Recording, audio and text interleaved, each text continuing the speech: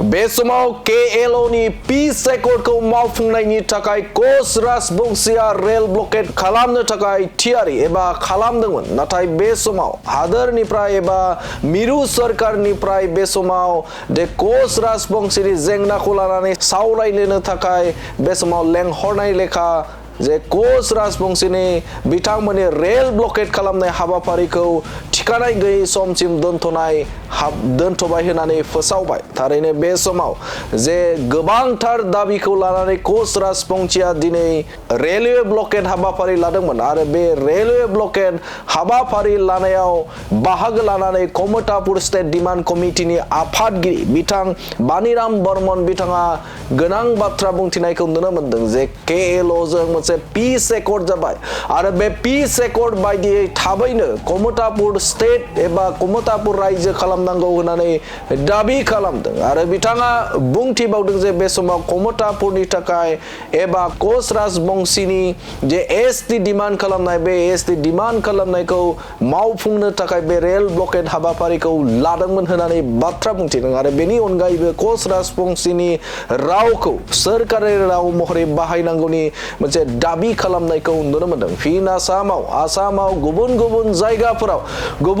जायगाफोराव गोमसारदों जे धरनाजों गुबुन हाबाफारिनि गेजेरजों आसामाव बे समाव गोमसारदों जे स्लोगान हाबाफारिजों आसामा गोमसारदों गुबुन हारिफोरनि जे सोमावसारनायजों लोगोसेनो बे समाव कच राजबंशीयाबो उनफिननानै थायाखै बे समाव कच राजबंशीया कमतापुर स्टेटनि थाखाय एबा कमतापुर आलादा रायजो खालामनांगौनि दाबिजों दिनै कक्राझाराव रेल ब्लकेट हाबाफारि लादोंमोन आरो बे हाबाफारिनि गेजेरजों रोखा बाथ्राखौ बुंथिदों जे KLO जों खालामनाय जे पीस एकर्ड बे पीस एकर्ड बायदि थाबैनो बिथांमोननि दाबिफोरखौ मावफुंनांगौ होननानै दाबि खालामदों जे कमतापुर स्टेट एबा कमतापुर रायजो गायसननांगौनि बे दाबि आरो बेनि अनगायैबो ST डिमान्ड खालामनाय एबा कच राजबंशीनो ST डिमान्ड खालामदों बिथांमोना आरो बेनि अनगायैबो बे समाव जे कच राजबंशीनि जे पीस एकर्ड गोजोन गोरोबथा जानाय बे गोजोन गोरोबथानि मोनफ्रोमबो दफाखौ मावफुंनो थाखाय दाबि खालामदों ST डिमान्ड खालामदों बिथांमोना आरो कच राजबंशीनि रावखौ सरकारि राव महरै बाहायनो थाखाय बे समाव दाबि खालामनायखौ नुनो मोनदों আমার ইতিমধ্যে আমার যে অনির্দিষ্টকাল রেল ব্লক আছিল Kamatapur state demand council AKRASU UG AKRASU GCPA KPP-ইউ আৰু লগতে বিভিন্ন জাতীয় সংগঠনৰ যৌথ উদ্যোগত অনিৰ্দিষ্টকাল ৰেল ব্লক কাৰ্যসূচী আছিল আমাৰ দাবী হ'ল KLOৰ লগত যি শান্তি আলোচনা হৈছে এই শান্তি আলোচনা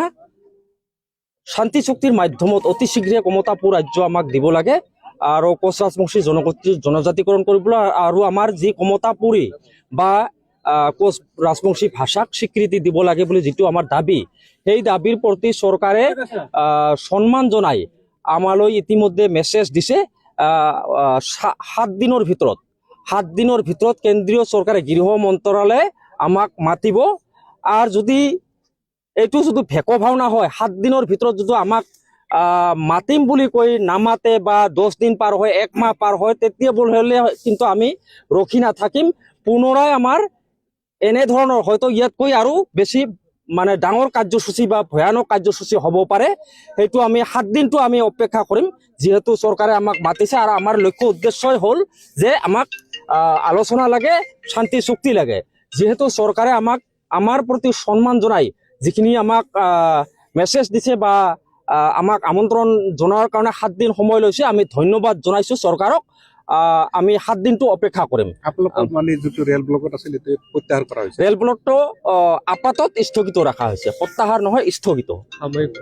সাময়িকভাৱে স্থগিত যদি 7 দিনৰ ভিতৰত চৰকাৰে কোৱা ধৰণেৰে আমি মানে ফলাফল দেখিবলৈ নাপাওঁ হয়তো ইয়াতকৈ আৰু ভয়ানক আন্দোলন হ'ব পাৰে